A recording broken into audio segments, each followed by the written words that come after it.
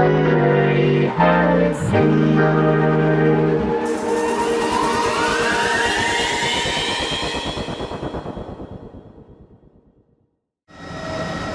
up guys, we're sitting in Cowansim Bell 206 Jetranger, Explain 11 on the right hand side and Explain 12 on the left hand side. The weather is cav okay and I set the aircraft's weight to 3,000 pounds in both simulators. Still I notice an unusual big difference in engine torque, so I'm wondering whether or not the XP12 weight menu might still be a little buggy. First thing I noticed is that the Jetranger in XP11 is quite a bit more sensitive to cyclic control inputs than its XP12 counterpart. And I think the reason for that is an increased amount of inertia for aircraft in XP12. Look how in Explain 11 the helicopter accelerates more rapidly. You'll also notice on the right hand side the weird tendency of Explain 11 helicopters to climb away once they gain directional speed. So when transitioning from a hover into forward flight, in order to maintain my altitude I need to increase collective in Explain 12 while I have to decrease collective in Explain 11. The handling characteristics of both aircraft are pretty much the same, but there seems to be a slight dampening of the aircraft's micro movements in Explain 12. That's what I called inertia earlier. I think that's also what gives me the feeling that I'm moving the airframe through a column of air against a resisting force, so to speak. With that being said, I want to double check with you guys. Even though the XP11 Jetranger seems to accelerate a little bit faster, I'm running lower frame rates in Explain 12, which could also perfectly explain the aircraft's more sluggish reaction to my cyclic control inputs. In case you didn't know, if you're running below 20 frames per second, Explain actually slows down simulator time to avoid stuttering. The complex process of transitioning a helicopter into forward flight is very well modeled within Cowansim's 206s, but transverse flow and ETL seem to be more dynamic in Explain 12.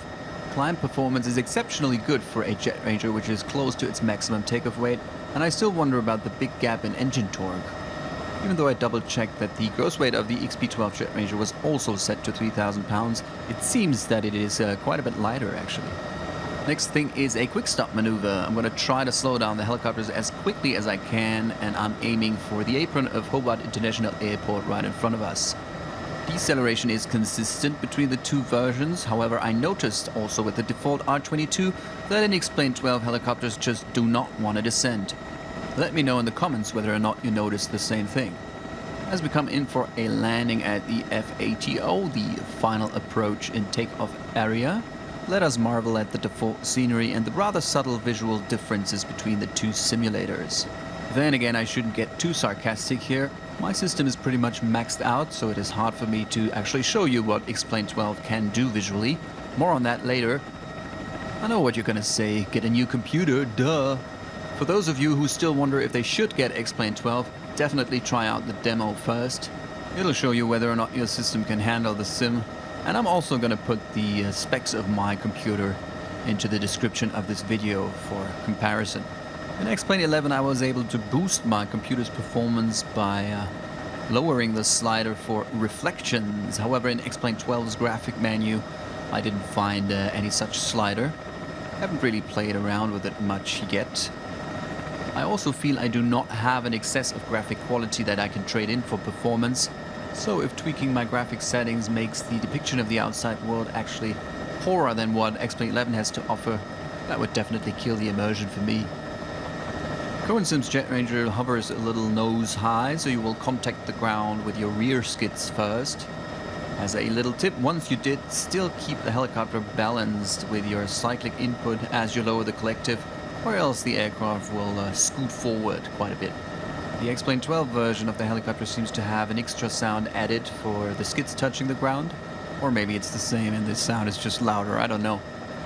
The sound design is pretty outstanding.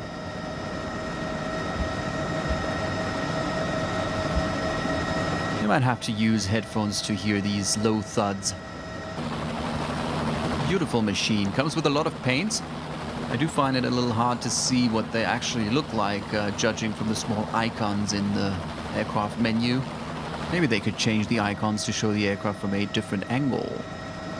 Alright, we are taking off again for a full down run on auto rotation.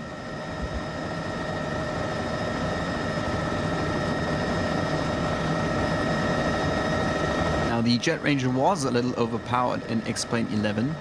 Not only was I able to land on top of the Mauna Kea on the island of Hawaii, which probably no one in their right mind would ever try to accomplish in a Jetranger, but maybe it's been done, who knows. Anyway, I was also able to vertically climb out of my landing site on Mauna Kea in an out-of-ground effect hover. According to the charts, that is at least questionable.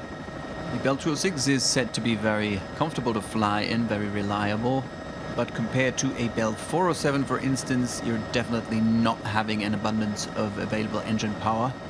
There is a saying among pilots that you can take full passengers or full fuel on a Jetranger, but never both. The Cowansim 206 for FSX, in my opinion, did a great job on modeling the limitations of the Ellison 250 turbine. Now I'll fly a left 180 back to the airfield and initiate an auto-rotation.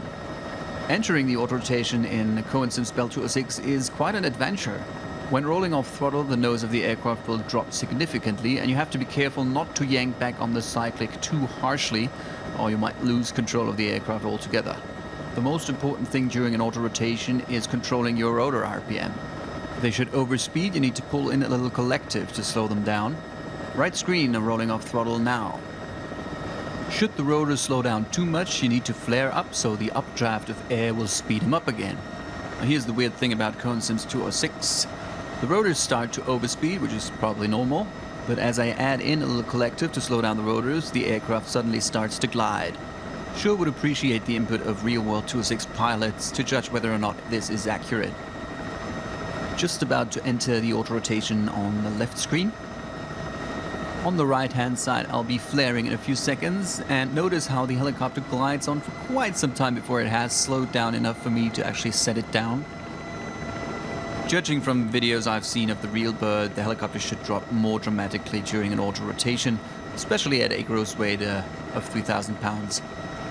You can see that I'm setting down the helicopter pretty much as I would land an aircraft.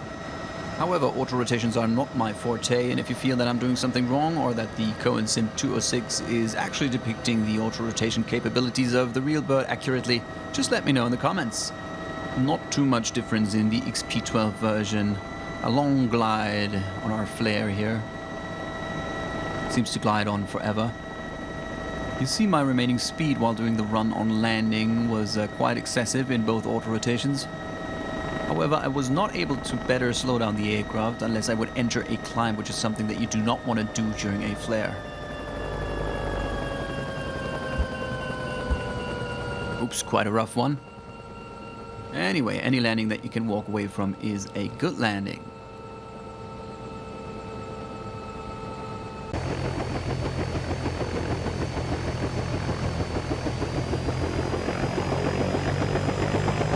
Alright, now for some fun flying. I'm going to roll on the throttle again. I discovered an aircraft carrier which was cruising up the channel. So let's follow it and land on it. I know it's not a big deal landing a helicopter on an aircraft carrier, try a fighter jet, but it sure is a fun thing to do. As I already mentioned, this helicopter hovers a little nose high, so in order to lift off nice and level I have to pull aft on the cyclic.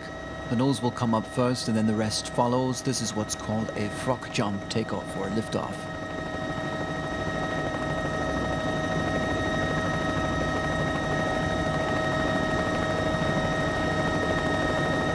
Alright, as we approach the carrier, I'm going to switch over to another video I made. Now we are sitting in Cowansim's H125 at Kilo Tango Echo X-Ray, Telluride Regional Airport. What you see here is a payware scenery by x-codr that already has been officially ported over from X-Plane 11 to X-Plane 12. As an owner of the XP11 scenery, I got this update for free. However, as you can see in the readouts on the upper left-hand corner of the screen, my frame rates are getting horribly low. It's constantly below 20 frames per second, so you can see that the helicopter actually moves as if in slow motion. Ergo, with my current system, I'm not able to run X-Plane 12 with high-quality payware scenery or any other congested areas that have a lot of autogen buildings or static objects. That means until I have a better computer or GPU, I'm going to stick with X-Plane 11, especially for flying on that sim, even though the free X-Pilot client has already been updated to work with X-Plane 12. With this meager frame rates, I would constantly be disconnected from the network for sure. But that's just how it is with flight simulators, you know. Your current hardware just never seems to be powerful enough to run the latest simulation software with the graphics settings maxed out. Long story short, as I mentioned earlier, before you buy X-Plane 12, make sure you try out the free demo. The Hughes 500 by Cowansim now is also available for X-Plane 12. Not too many new features. You can check out the crop dusting video I did in the MD500E for a more detailed review. One thing I did notice though is that the avionics master switch is finally functional. For the fans of RotorSim's EC135, unfortunately the official X-Plane 12 version might take a while. As I read on their forum, their plug-in driven helicopter doesn't seem to be working too well with the new simulator. That's unfortunate.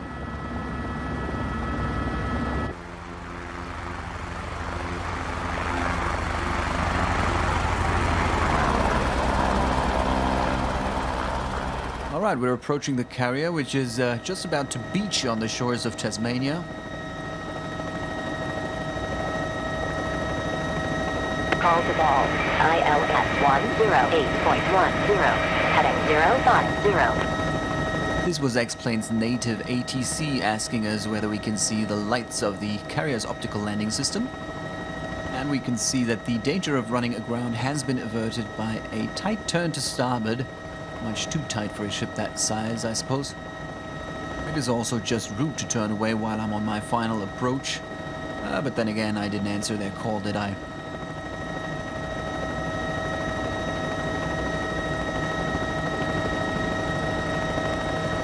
I'm just going to follow the wake of the ship right onto the runway.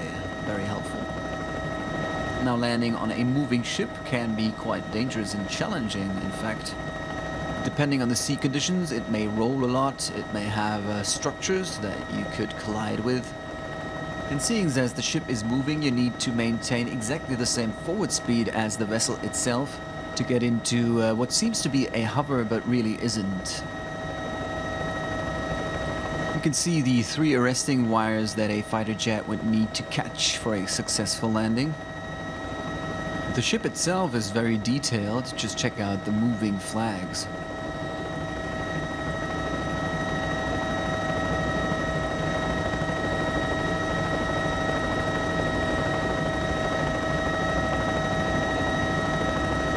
Carrier seems to make about 20 knots.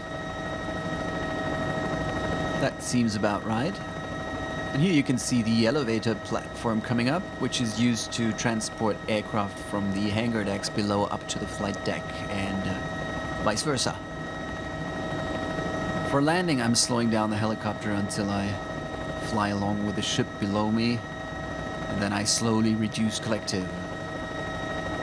With its huge flight deck, an aircraft carrier is actually not too difficult to land on with a helicopter, so it's very suitable for practicing landings on moving surfaces.